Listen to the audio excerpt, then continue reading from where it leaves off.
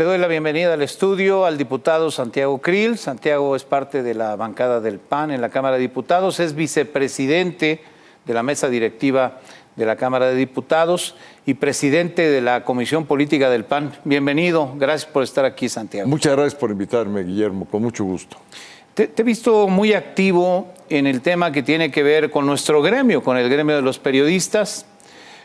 Primero, aportando una defensa pública respecto a la fragilidad en la que se encuentra el gremio, con hoy ya 8 asesinatos en lo que va del año. Desafortunadamente hoy fue asesinado un colega en Michoacán, pero también con las descalificaciones cotidianas que recibimos, también me ha tocado a mí alguna vez, desde Palacio Nacional.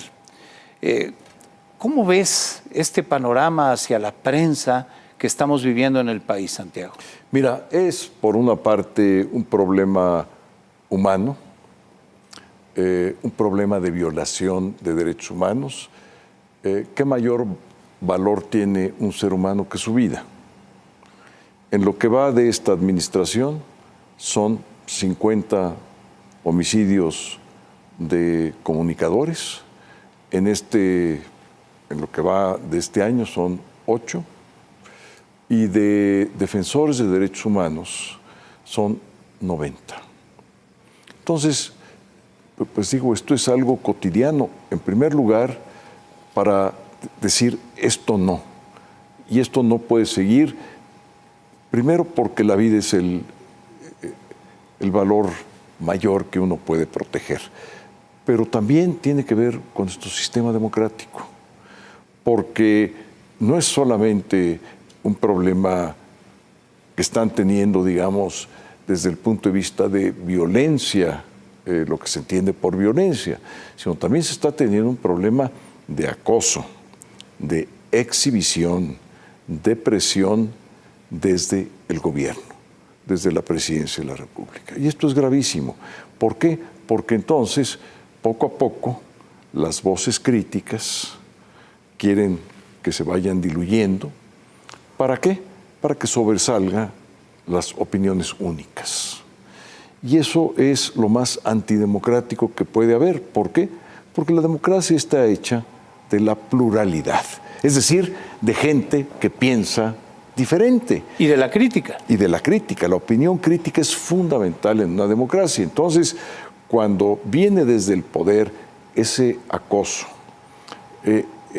esa presión, pues tiene un efecto multiplicador en los comunicadores, en los medios de comunicación, en los dueños de los medios de comunicación, en todo, digamos, lo que va siendo los instrumentos mediante los cuales el ciudadano común se informa.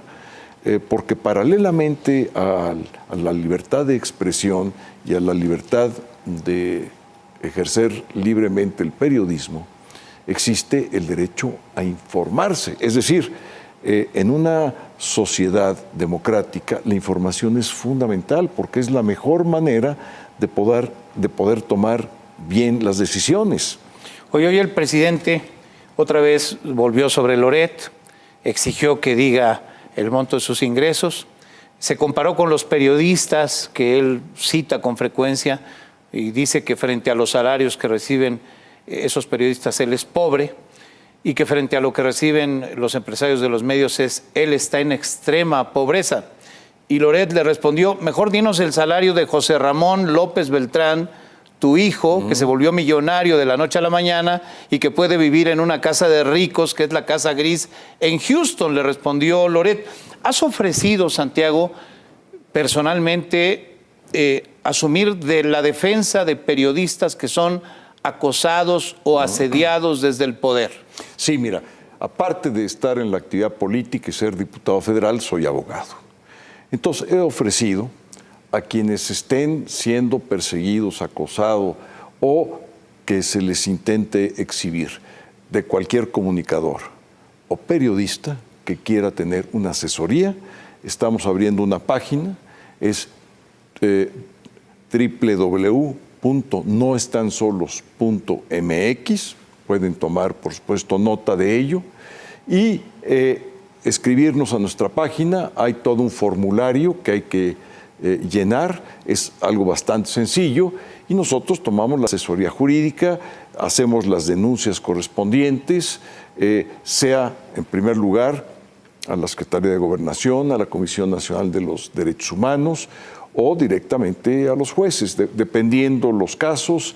En fin, por supuesto, lo estamos haciendo pro bono, Guillermo, esto es algo que ideamos y pensamos en nuestra oficina. Cuando dije la idea con mis antiguos colegas, quienes trabajan en su despacho, dijimos, Santiago, te ayudamos, vamos haciendo un equipo de tal manera que podamos también aportar nuestros conocimientos y el ejercicio de nuestra profesión, independientemente de lo que subo a tribuna. Hoy defendí lo del Parlamento Europeo, la Te voy a preguntar sobre eso. ¿No? Esto no tiene ningún interés económico. Entiendo. No, por supuesto que pro bono es pro bono, es gratuito. Es gratuito. Así, en buen castellano. A ver, leí tu carta de este fin de semana, fue un fin de semana de comunicados. Exacto. Primero, el que desde mi punto de vista es un muy desafortunado comunicado, que el presidente López Obrador confesó, redactó él mismo, respondiendo al Parlamento Europeo, cuando el Parlamento Europeo está expresando una preocupación por lo que pasa en México, sí, claro, por los crímenes de periodistas,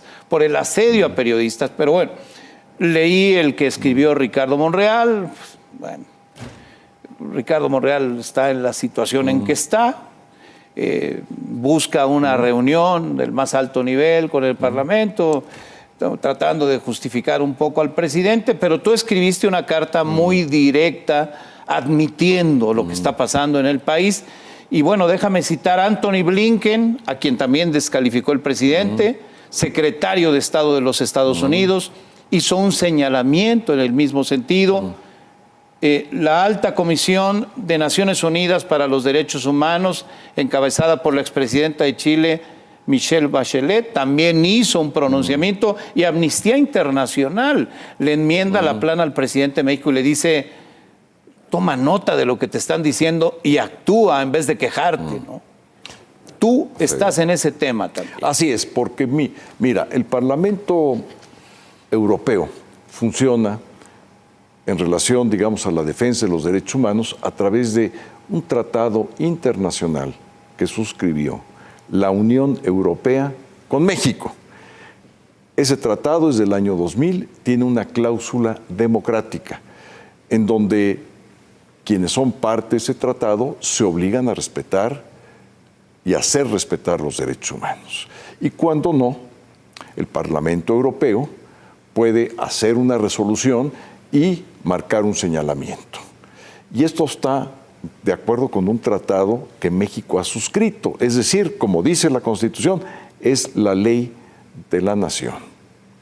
O sea, no es que sea una actitud injerencista, como lo dijo el presidente. El presidente desconoce lo que es la Constitución. La Constitución, en su artículo 133, y perdón por ser tan específico, establece que los tratados suscritos por México y ratificados por el Senado son ley de la nación.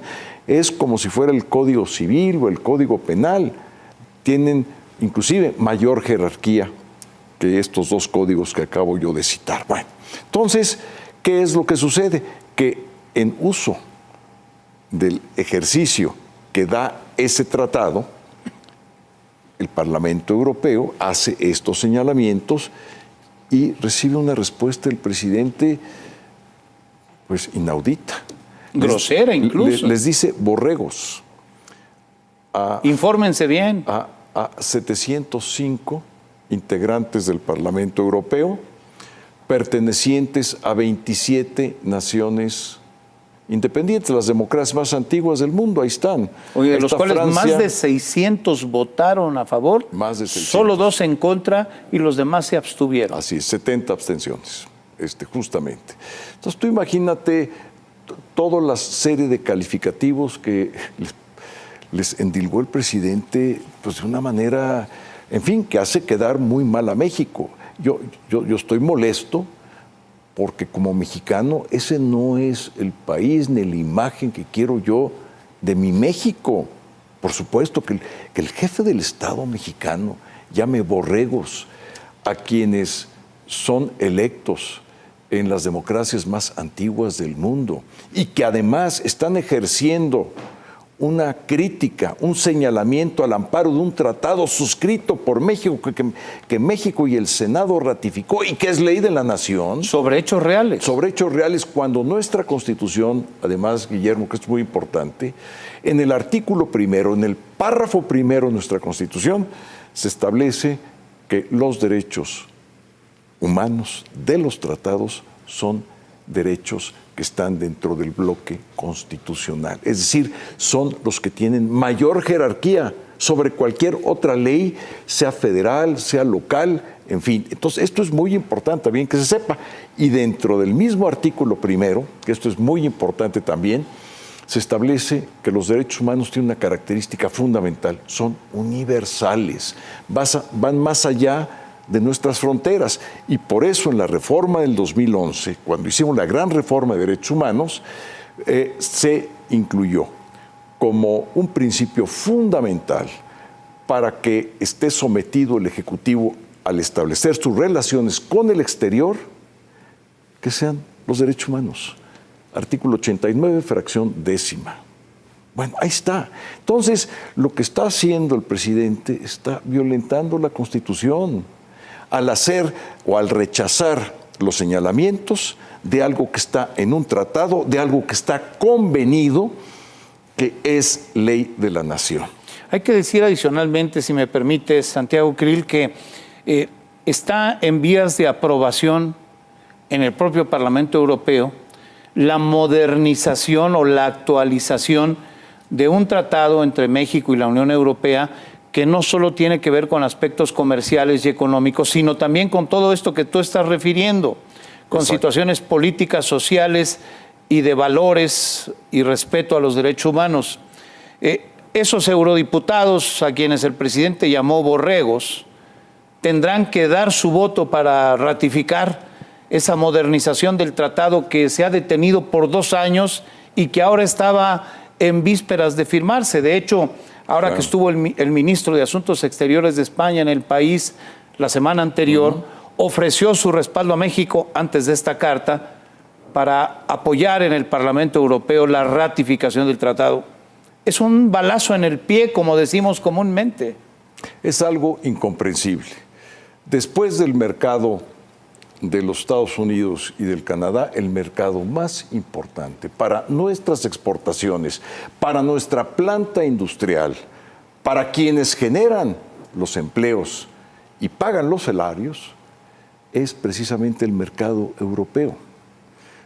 Y el acuerdo del que tú hablas, que se va a suscribir, es un acuerdo global que va a permitir que quienes exportan de México hacia Europa lo puedan hacer con mucho mayor facilidad, puedan abarcar mayores mercados en una situación de mucho mayor eficacia. Entonces, no se entiende cómo en estas circunstancias el presidente le responde así al Parlamento Europeo, quienes tienen que ratificar ese tratado, porque no es solamente un tratado comercial. Hoy en día, y esto es muy importante que se sepa, los tratados comerciales ya, digamos, hay que verlos de manera integral.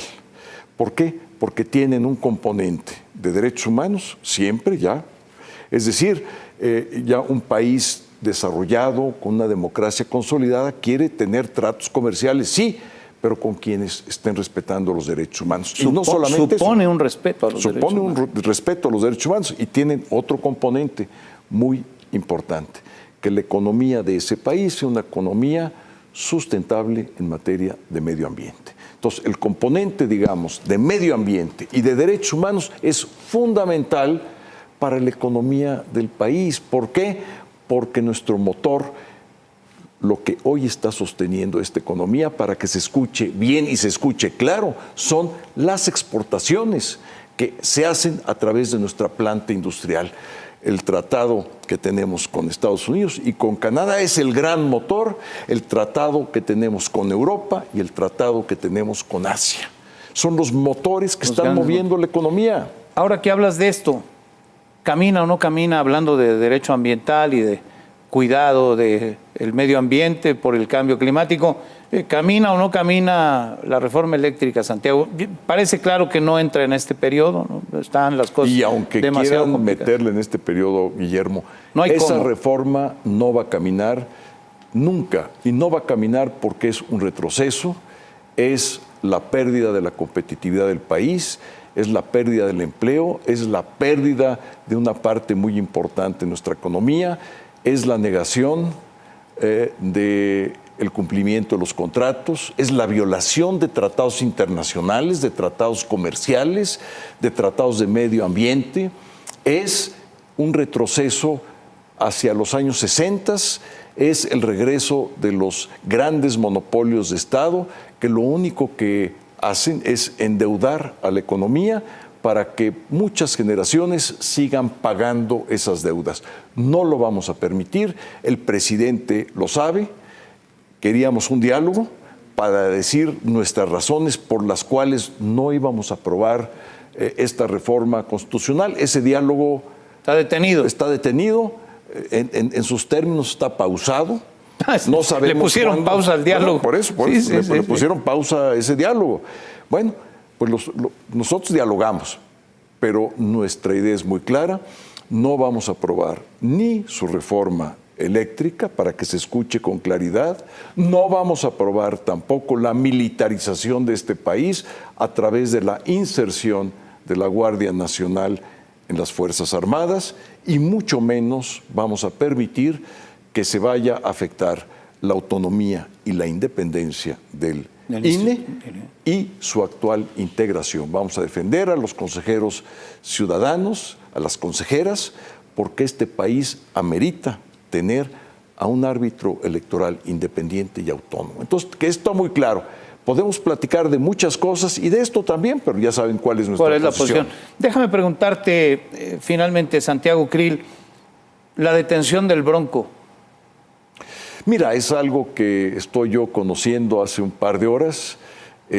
Todavía como que no se sabe con claridad, digamos, o al menos... Está sustentado en una denuncia que había interpuesto el actual gobernador contra el entonces gobernador, Samuel era senador, por delitos electorales y desvío de recursos públicos. Aparentemente por una recolección de firmas. Exacto. Que se hacen con servidores públicos durante, digamos, los tiempos que deben de estar trabajando en el gobierno o en la función pública.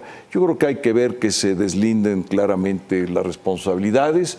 Por supuesto que si es culpable, que se le aplique la ley, y todo esto que se haga en términos, digamos, de un debido proceso, Guillermo. Yo creo que es lo que podemos pedir, no solamente para el Bronco, sino para cualquier mexicano que se encuentre en esa circunstancia. Está también la alcaldesa de Cuauhtémoc en una situación igualmente, que lo que estamos pidiendo es... Eso parece ser algo de otro tipo. Con un ángulo de carácter político. Sí. Entonces son cosas que estamos muy alertas. Tenemos el caso de Ricardo Anaya también, que tiene ese otro tinte de carácter político muy claramente, y otros casos, porque el uso de la justicia en este país es otro de los grandes problemas.